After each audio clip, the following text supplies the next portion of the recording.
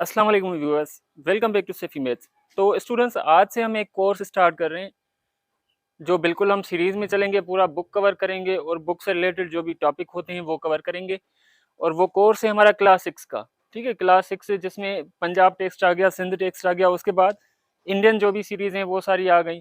तो कोशिश करेंगे कि हम जल्द से जल्द ये कोर्स कंप्लीट करें ताकि स्टूडेंट्स को एग्जाम में भी तैयारी अच्छी हो जाए और जो टीचर्स पढ़ाते हैं उनकी भी हेल्प हो जाए।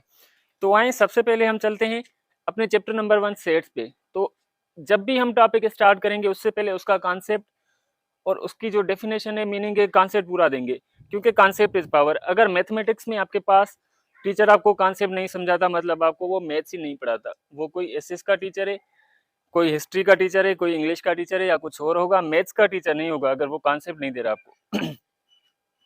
तो आए सेट पे जाने से पहले अगर मैं आपसे कहूँ कि भाई मंथ्स इन ईयर, तो ऑटोमेटिकली आपके माइंड में आ जाता है जनवरी, फरवरी, मार्च, अप्रैल, मई, जून, जुलाई, अगस्त, सितंबर, अक्टूबर, नवंबर एंड दिसंबर। अगर मैं कहूँ डेज इन अ वीक, तो आपके माइंड में आ जाएगा, खुद ही आएगा, Monday, Tuesday, Wednesday, Thursday, Friday, Saturday. अगर मैं कहूँ कि इस्लामिक मंथ्स के नाम, तब भी आपके जहन में आ जाएंगे वो नाम। अगर मैं आप कहूँ कि आपके क्लास में पढ़ाने वाले टीचर्स के नाम, तब भी आपके माइंड में आ जाएगा। तो ऐसी चीज जिसको पढ़ते ही आपके माइंड में आ जाए, आपको पता चल जाए कि ये किस चीज के बारे में कहा जा रहा है या ये किस चीज का जिक्र हो रहा है, कौन सी चीजों का, कौन से बंदों का, कौन सी जगह का जिक्र हो रहा है, तो उसे हम क्या कहते हैं, सेट कहते हैं। ठीक है, तो आए सबसे पहले इसकी डेफिनेशन पे आए। ठीक है, अब सेट का जो कॉन्सेप्ट है ये तो हमें दिया था जॉर्ज केंटर ने, ये भी आप लिख लें। मैं भी कभी कभी इससे भी एमसीक्यूज आ सकते हैं। तो जॉर्ज जॉर्ज केंटर जो है उसने सेट का हमें कॉन्सेप्ट दिया था, जो था एक जर्मन मैथमेटिशियन। कहाँ का था वो? जर्मनी का था।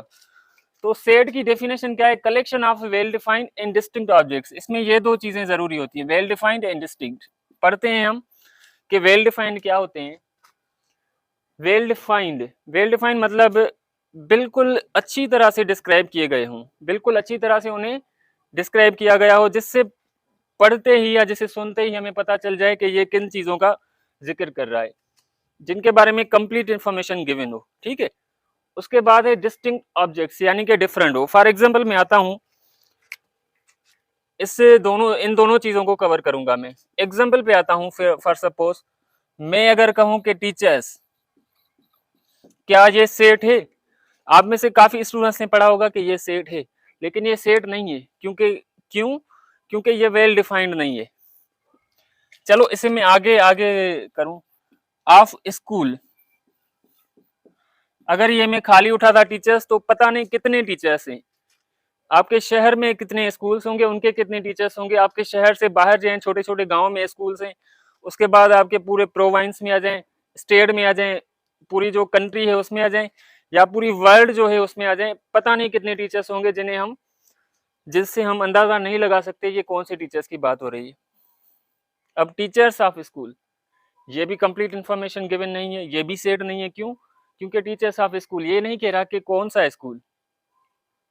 ठीक है, तो जाहिर सी बात है, अगर टीचर है तो स्कूल में ही होगा। अब वो होटल पे तो नहीं होगा कहीं पे, या किसी और जगह पे नहीं होगा। टीचर सारे स्कूल में होते हैं, यानी ये भी कंप्लीट इन्फॉर्मेशन नहीं है। टीचर्स ऑफ स्कूल, कौन सा स्कूल? अब मैं लिखता हूँ गवर्नमेंट बॉयज हाई स्कूल मेहरवन। ठीक है, गवर्नमेंट बॉयज हाई स्कूल मेहरवन। अब देखें, ये कंप्लीट इंफॉर्मेशन हो गई कि ये जो है एक पर्टिकुलर स्कूल है। मेहर एक सिटी है, उसका स्कूल है मेहरवन। ठीक है, यानी ये यहाँ पर जब ये चीज आ गई तो पता चला कि भाई इस स्कूल के टीचर्स की बात हो रही, बाकी किसी भी स्कूल के टीचर्स की बात नहीं हो रही। या मैं कहूँ स्टूडेंट्स सेट नहीं है। ऑफ क्लास 8 ये भी नहीं है, क्योंकि पूरी दुनिया में पता नहीं कितने स्टूडेंट्स होंगे जो 8 क्लास पढ़ रहे हैं, तो ये भी कंप्लीट इंफॉर्मेशन नहीं है। Teachers of class 8 of students of class 8 of government boys high school तालबुल मोला दादू। अब ये देखें, ये कंप्लीट इंफॉर्मेशन मिल गई कि क्लास 8 के स्टूडेंट्स, कौन से स्टूडेंट्स, जो गवर्नमेंट बॉयज हाई स्कूल तालबुल मोला दादू में पढ़ रहे हैं। अब हमें पता चल जाएगा कि ये कौन सी चीजों के बारे में कह रहा है, या कौन सी पर्टिकुलर जो बंदे हैं उनके बारे में कह रहा है। तो सेड ये होता है जिसे पढ़कर आपको इल्म हो जाए कि ये कौन सी चीजों के बारे में कह रहा है। कुछ में अनडिफाइंड, यानी जो मतलब कंप्लीट ना हो। टेस्टी फूड, अब टेस्टी फूड जो है अलग अलग होते हैं, पता नहीं हर कंट्री में अलग होते हैं, तो ये भी एक कंप्लीट डिफाइंड नहीं है। ठीक है। इंटेलिजेंट स्टूडेंट्स, ये भी एक कंप्लीट इंफॉर्मेशन नहीं है, क्योंकि ये नहीं बता रहा कि मैथ्स में इंटेलिजेंट है, इंग्लिश में इंटेलिजेंट है, या कौन सी क्लास के हैं, कौन से स्कूल के, तो ये कंप्लीटली डिफाइंड नहीं होगा, इसलिए इन्हें हम सेट नहीं कह सकते। आए कुछ इंपॉर्टेंट चीजें हैं सेट की, उन पर आते हैं हम आते हैं। सबसे पहली इंपॉर्टेंट पॉइंट कौन सी है कि सेट इज ऑलवेज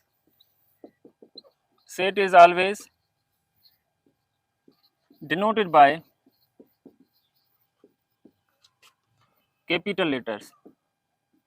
ठीक है, कैपिटल लेटर्स। सेट को जो है हम हमेशा कैसे जाहिर करते हैं, इन चीजों से, इन मतलब जो कैपिटल लेटर्स हैं इनसे हम करते हैं, A B up to Z. ठीक है। उसके बाद एलिमेंट्स ऑफ सेट, यानी सेट के अंदर जो मेंबर होते हैं उन्हें हम कैसे जाहिर करते हैं, elements of set are denoted by small. ठीक है, लेटर्स आप समझ जाएं, या चलो लिख लेता हूं, A B C up to Z. Set के जो एलिमेंट्स होते हैं वो हमेशा कैसे जाहिर होते हैं, स्मॉल लेटर से। यानी सेट के अंदर जो हम लिखते हैं वो कौन से होते हैं, वो हमारे स्मॉल लेटर्स होते हैं। सेट के बाहर जो हम लिखते हैं, यानी जो सेट होते हैं खुद, उन्हें हम कैपिटल लेटर से लिखते हैं। उसके बाद elements are enclosed by curly brackets. Curly भी कहते हैं इसे, मिडिल भी कहते हैं, ब्रैकेट्स, या सिंपली हम इसे ब्रेसेस भी कहते हैं। ओके। सेट के जो मेंबर्स होते हैं, सेट के जो एलिमेंट्स होते हैं वो बंद कैसे होते हैं, कर्ली ब्रैकेट्स में। ये इस तरह की जो कर्ली ब्रैकेट होती है ना, इसमें इसके अंदर बंद होते हैं। उसके बाद एलिमेंट्स आर सेपरेटेड बाय कामास, यानी सेट के एलिमेंट्स जो हैं वो कामा से अलग अलग होते हैं। अगर कामा नहीं आती तो वो एलिमेंट जो है वो भी अलग नहीं होगा। ये हर चीज में आपको समझाता हूं, सिर्फ मैं इसे लिख लूं। उसके बाद एलिमेंट्स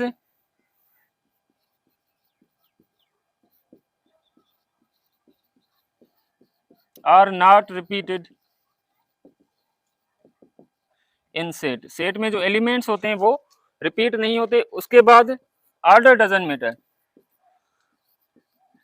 ऑर्डर यानी तरतीब जो होती है, एक जो मतलब पूरा सिलसिला होता है ना, जैसे एक ऑर्डर में हम लिखते हैं, उसमें वो इसमें मैटर नहीं करता। आगे पीछे अगर आप लिख लें एलिमेंट से, फिर भी कोई मसला नहीं होगा, फिर भी वो सेट इक्वल होगा। तो इसका मैं एक एग्जांपल लिखूंगा जिसमें ये पूरी चीजें कवर करूंगा। सेट जो भी हम लिखेंगे वो बाहर जो लेटर होगा वो हमेशा क्या होगा, ए होगा। ए नहीं होगा यानी कैपिटल होगा। ए भी हो सकता है, बी भी हो सकता है, बी से लेकर ए से लेकर जेड तक कोई भी हो सकता है। इक्वल, अंदर जो एलिमेंट्स होंगे वो कौन से होंगे, पहली चीज हमारी क्लियर हो गई कि set is always denoted by capital letters. Capital letters में हमने डिनोट किया है। सेकंड थिंग क्या होती है कि अंदर जो भी हो वो हमारा क्या होगा, स्मॉल होगा, फिर कोई सा भी हो, एक्स वाई जेड। ठीक है, यानी अंदर जो होगा वो हमेशा स्मॉल एबीसी होगी, small letters of alphabet, English alphabet होंगे। उसके बाद third one, elements are enclosed by curly brackets. Elements को हमेशा कैसे बंद किया जाता है, कर्ली ब्रैकेट्स में, वो भी हमने किया है। एलिमेंट्स आर सेपरेटेड बाय कामास। सेपरेट हमने कैसे किया है, कामा देकर ही किया है। अगर तो देखें इसमें एलिमेंट्स कितने हुए, 1 2 3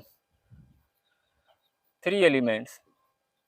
अगर मैं इसे यूं लिखता एक्स वाई जेड, इनके बीच में अगर कामा ना होती तो ये एक ही एलिमेंट होता।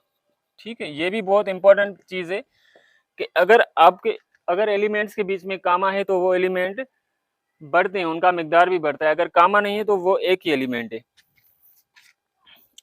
Elements are separated by commas, ये भी हो गई हमारी। एलिमेंट्स आर नॉट रिपीटेड, कोई चीज रिपीट है इसमें, एक्स वाई जेड सब चीजें अलग अलग हैं।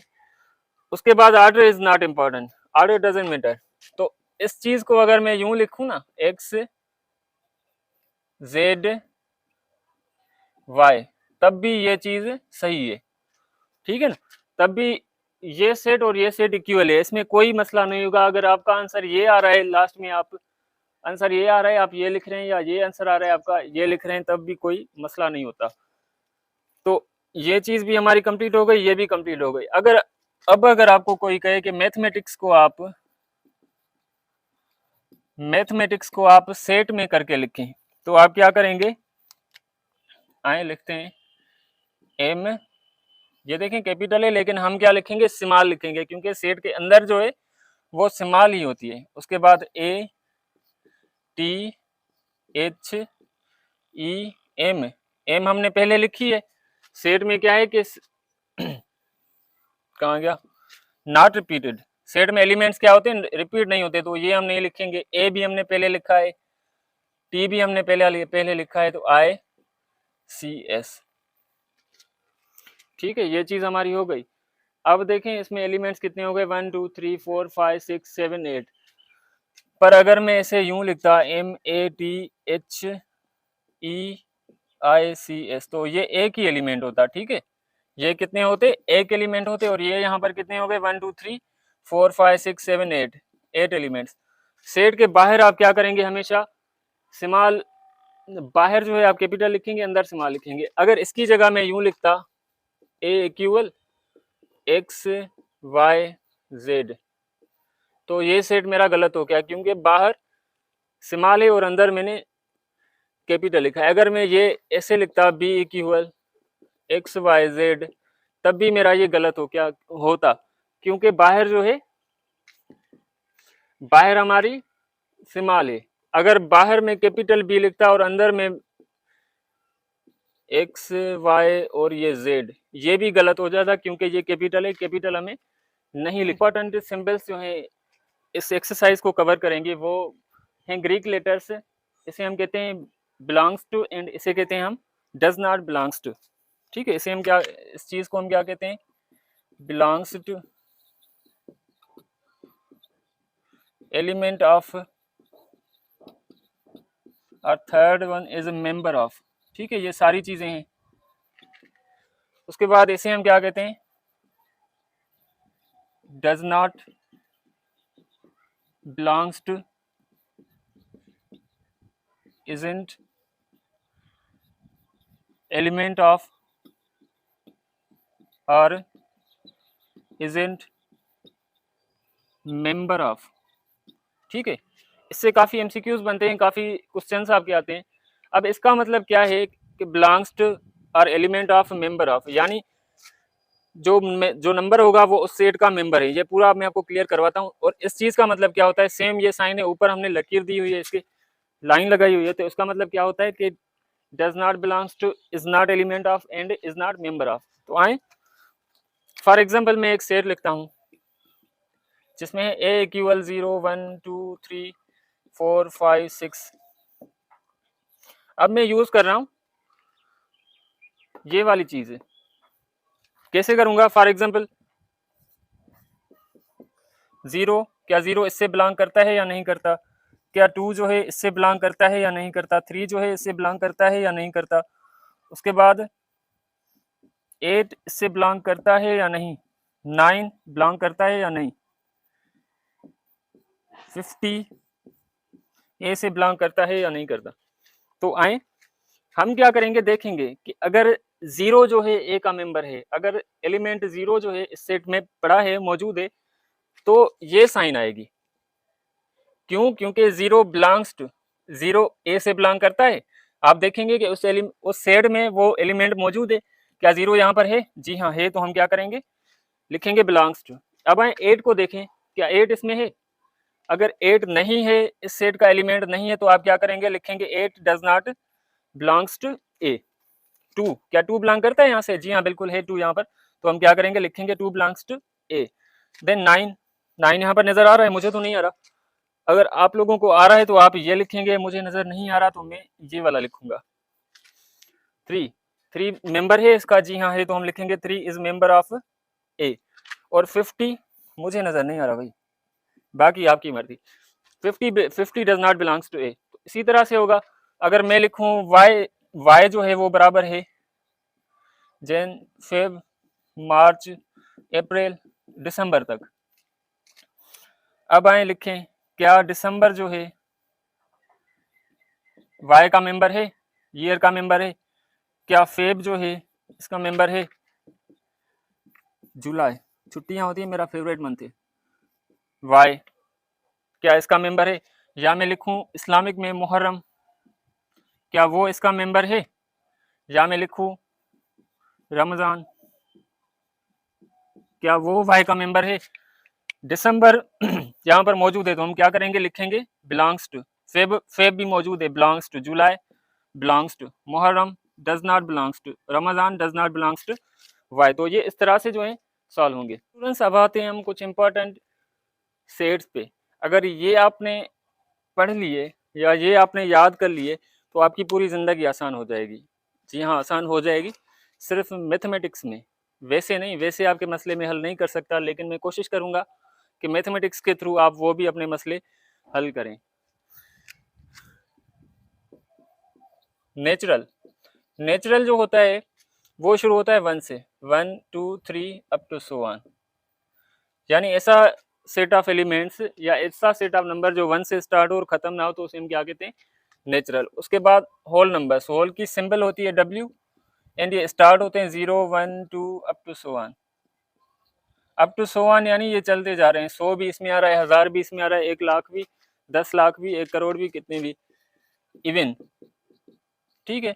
इवन कौन से होते हैं, 2 4 6 8 अप टू सो ऑन, ठीक है। ये भी जैसे चलते जा रहे हैं।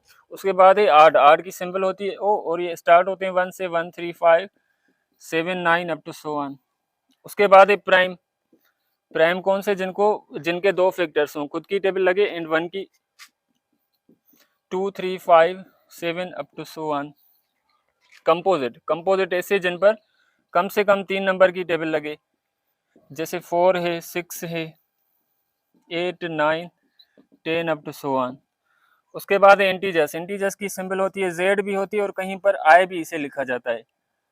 इसमें क्या होता है, 0 भी होता है एंड सारे नंबर्स प्लस में भी होते हैं और माइनस में। देखें, प्लस का 1 माइनस का 1 दोनों आ गए। +1 -1 +2 -2 +3 -3 अप टू सो ऑन। सारे नंबर इसमें आ जाएंगे, प्लस के भी माइनस के भी।